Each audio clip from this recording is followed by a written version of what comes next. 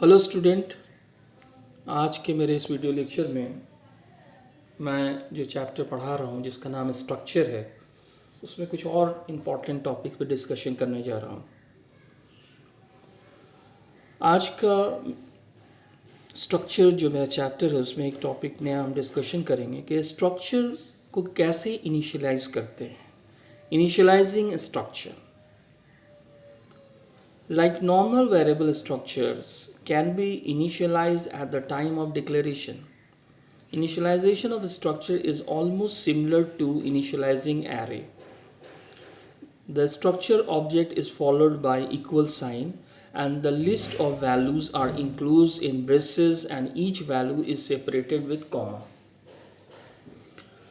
Structure में value input करना हो तो हम लोग ऑलरेडी हमने डिस्कशन कर लिया, यूज़र से हम इनपुट करा सकते हैं with the help of variables. लेकिन आप चाहते हैं कि पहले से इनिशियलाइज कर दें तो आप इनिशियलाइज कर सकते हैं जिस तरीके से एरे में हम लोग इनिशियलाइज करते हैं। आपने पढ़ा होगा एरे 11th में। यहाँ एक एग्जाम्पल देखिए, जैसे पर्सन एक स्ट्रक्चर का नाम है, उसका एक वेरिएबल हमने लिया यहाँ पर P1। इसमें एक नाम लिखा हमने आदिल असलम 20 एंड 1000। यहाँ पर structure person, variable name P1, Adil name हो गया, 20 उसका वैल्यू हो गया, 1000 उसका वैल्यू हो गया। These are the three values, three data members values. ये इस तरीके से आप इसके वैल्यू को इनिशियलाइज कर सकते हैं। यहाँ आप देखेंगे there are different way of initialising a structure. जैसे मैंने पहले आपको बताया कि आप किस तरीके से इनिशियलाइज करेंगे। जैसे यहाँ पर स्टूडेंट है, एक स्ट्रक्चर है, इसका हमने एक वेरिएबल लिया है std1। हमने यहाँ पर नाम आदिल लिखा, एड्रेस में PAK लिख दिया, डिसिप्लिन में BSCS लिख दिया, GPA 3.5 लिखा। जो वैल्यू इनिशियलाइज आप करेंगे वो आपको देखना है कि उतना फील्ड्स है या नहीं है, उतना डेटा मेंबर्स है या नहीं है। हमने नेम लिया, डबल कोट्स में लिख दिया, एड्रेस लिया, उसको भी डबल कोट्स में लिखा, डिसिप्लिन लिया, उसको भी डबल कोट्स में लिख दिया। GPA क्या है, उसका वैल्यू है, इसलिए उसको डबल कोट्स में नहीं लिखेंगे क्योंकि न्यूमेरिकल वैल्यू है, फ्लोट वैल्यू।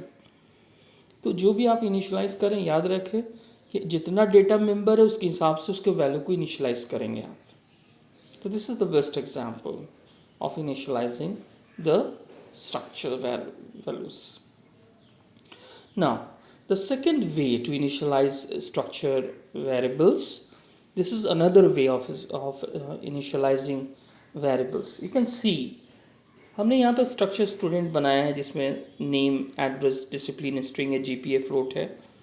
हम इसको अलग अलग तरीके से भी इंडिविजुअली सेपरेटली हम लोग इनिशियलाइज कर सकते हैं।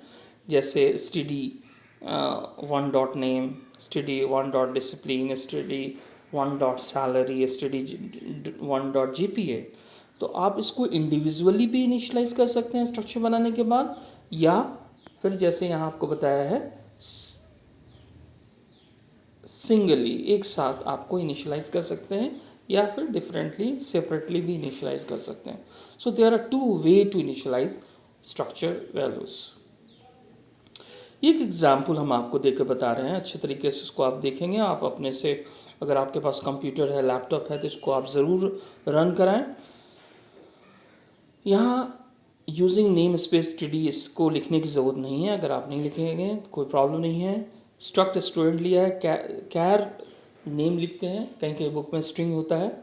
अगर आपको स्ट्रिंग लिखने में प्रॉब्लम देता हो तो आप लिखिएगा कैर नेम 20, कैर एड्रेस 20, कैर डिसिप्लिन 20, फ्लोट GPA लिखेंगे, ठीक है।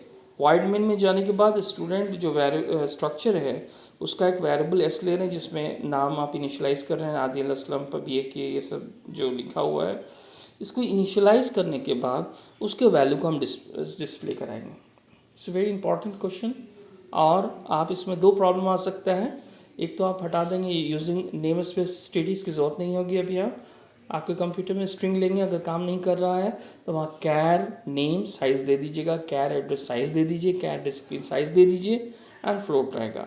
ये स्ट्रक्चर बन गया। वाइड मेन में जाके उसके वैल्यू को इनिशियलाइज करेंगे और फिर उसके वैल्यू को हम लोग डिस्प्ले कराएंगे। So these are the way for creating programs of structure with the help of initialising structure.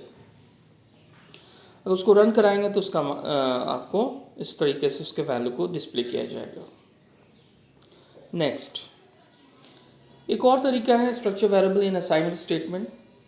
आप स्ट्रक्चर का वेरिएबल आपने डिक्लेयर किया, उस वेरिएबल से एक और स्ट्रक्चर वेरिएबल को आप डिक्लेयर कर सकते हैं with the help of assignment operator. This statement assign the value of each member of S2 to the corresponding member of S1. Note that one structure variable can be assigned to another only when they are of the same structure type. Otherwise, compiler will give an error. Structure same होगा तभी वो initialise करेगा। तो यहाँ हमने क्या किया है कि एक आप S1 जो है S2 का जो भी वैल्यू है वो इनिशियलाइज हो रहा है, किस में? S1 में इनिशियलाइज हो जाएगा।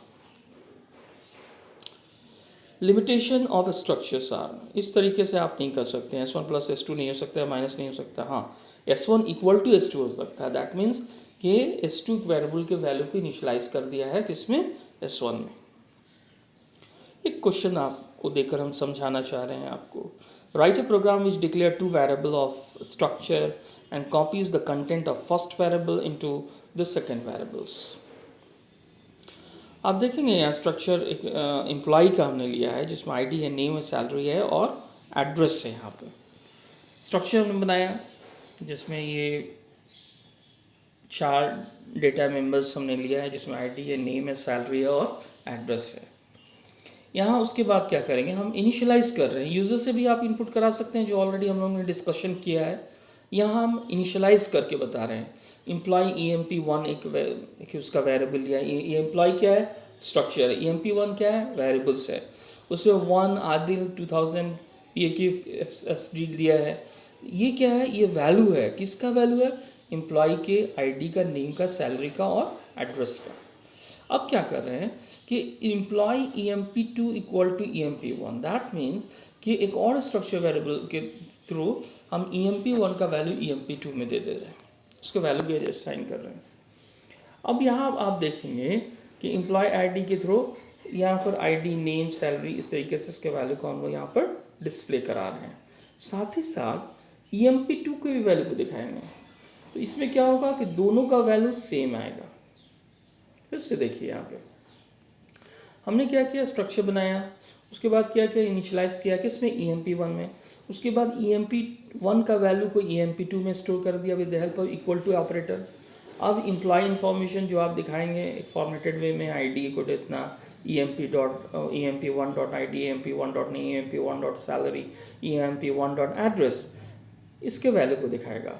फिर दोबारा हम EMP2 करके EMP2.id करेंगे, तब भी सेम वैल्यू दिखाएगा जो EMP1.id में था। इसको जब आप रन कराइएगा तो इसका आउटपुट इस तरीके से दिखेगा, बोथ हैव सेम नेम। इस तरीके से हम लोग असाइनमेंट ऑपरेटर का कॉपी स्ट्रक्चर वेरिएबल को यूज़ करके हम लोग बता सकते हैं। एक और प्रॉब्लम यहाँ दिया गया है, write C++ program to store information, name, roll, marks of student using structure and display information. यहाँ क्या, in this program structure student created which contain the name, roll, marks as its data member, then a structure variable is created, then data is taken from user and stored in the data members of a structure variable S. Finally, the data is entered by the user is displayed. ये hints देकर आपको बताया जा रहा है किस तरीके से आपको प्रोग्राम बनाना है।